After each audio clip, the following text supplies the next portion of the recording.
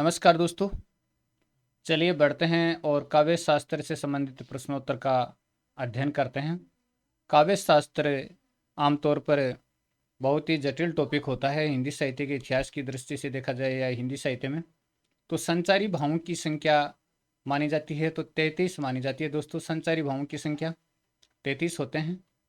अभिनव गुप्त ने स्थायी भावों की उत्पत्ति किस में मानी है? अभिनव गुप्त ने स्थायी भावों की उत्पत्ति किस में मानी है? दर्शक में मानी है। अभिनव गुप्त ने स्थायी भावों की उत्पत्ति दर्शक में मानी है। काव्य की आत्मा किसको माना गया है? काव्य की आत्मा किसको माना गया है? रस को काव्य की आत्मा माना गया है। भरत मुनि के रस सूत्र के प्रथम व्याख्याकार कौन थे? भरत मुनि ने जो रस सूत्र दिया उसके प्रथम व्याख्याकार कौन थे? व्याख्या करने वाले कौन थे? तो भट्ट लोल्लट थे। भट्ट लोल्लट ने भरत मुनि के रस सूत्र की सर्वप्रथम व्याख्या की। दर्शक के मूल पात्र की स्थिति का आरोप अभिनेता में किस सूत्र में कर लेता है? दर्शक के मूल पात्र की स्थिति का आरोप अभिनेता में किस सूत्र में कर लेता है?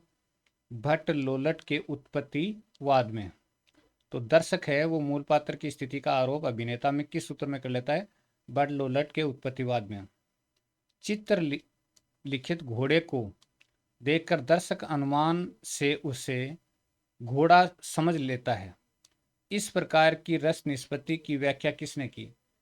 आचार्य शंकुक ने की थी कि चित्र लिखित घोड़े को दर्शक है वो घोड़ा समझ लेता है। एस से रस निष्पत्ति की व्याख्या किसने की? आचार्य शंकुक ने। शकुंतला को देखकर दुष्यंत के हृदय में रति उत्पन्न होती है।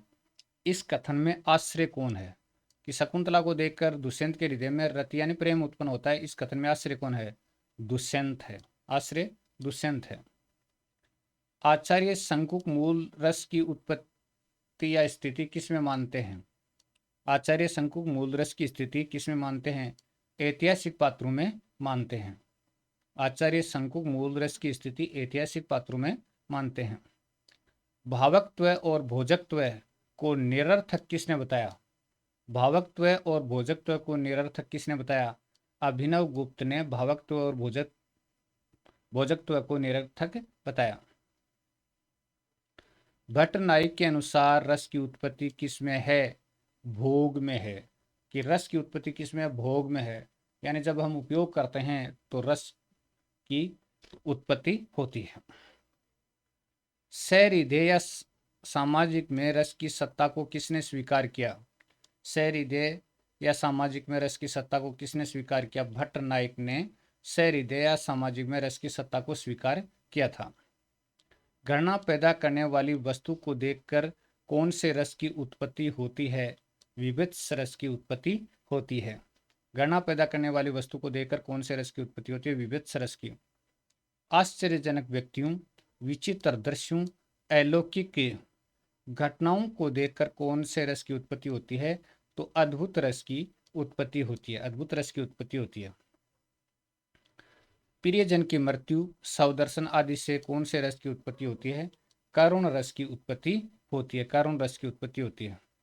बच्चों के तुतलाकर बोलने, उनके खिलखिलाने से कौन से रस की उत्पत्ति होती है? बच्चों के तुतलाकर बोलने, उनके खिलखिलाने से कौन से रस की उत्पत्ति होती है? वत्सल रस की उत्पत्ति होती है। वात्सल्य ने वत्सल रस की। किस रस को अलौकिक रस माना जाता है? भक्ति रस को अलौकिक रस माना जाता है। भक्ति रस को अलौकिक रस माना जाता है। विकृत वाणी अथवा विकृत हाव भाव और विकृत वेशभूषा से कौन से रस की उत्पत्ति होती है? विकृत वाणी, विकृत हाव भाव और विकृत वेशभूषा से कौन से रस की उत्पत्ति होती है? हास्य रस की उत्पत्ति होती है। सिंह, सांप, बाढ़ का दृश्य, भूत प्रेत का डर होने पर कौन से रस की उत्पत्ति होती है? शेर का, सांप का, बाढ़ का दृश्य, भूत प्रेत का डर होने पर कौन से रस की उत्पत्ति होती है? भयानक रस की उत्पत्ति होती है। कटु वचन बोलने, आंखें दिखाने, आंखें लाल करने, अपराधी के कपटपूर्ण आचरण पर कौन से रस की उत्पत्ति होती है? तो कटु वचन बोलने, आंखें दिखाने, आंखें लाल करने, अपराधी के कपटपूर्ण आचरण करने पर कौन से रस की उत्पत्ति होती है? रौद्र रस की उत्पत्ति होती है। तो देखिएगा, कटु वचन बोलने, आंखें दिखाने, आंखें लाल करने, अपराधी के कपटपूर्ण आचरण पर रौद्ररस की उत्पत्ति होती है।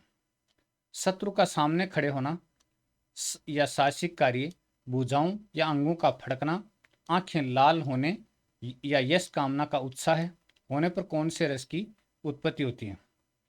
तो देखिएगा, शत्रु का सामना खड़े होना, साहसिक कार्य करना या भुजाओं या अंगों का फड़कना, आंखें लाल होने और यश कामना का उत्साह होने पर कौन से रस की उत्पत्ति होती है? वीर रस की उत्पत्ति होती है। नायक नायिका के संयोग और वियोग का जहां पर चित्रण किया जाता है, नायक नायिका के संयोग और वियोग का जहां पर चित्रण किया जाता है, वहां पर कौन से रस की उत्पत्ति होती है? कौन से रस की उत्पत्ति होती है? श्रृंगार रस की उत्पत्ति होती है। आचार्य हजारी प्रसाद द्विवेदी का जन्म कब और कहाँ हुआ? तो ये प्रश्न हम अगले वीडियो में पढ़ेंगे। धन्यवाद दोस्तों।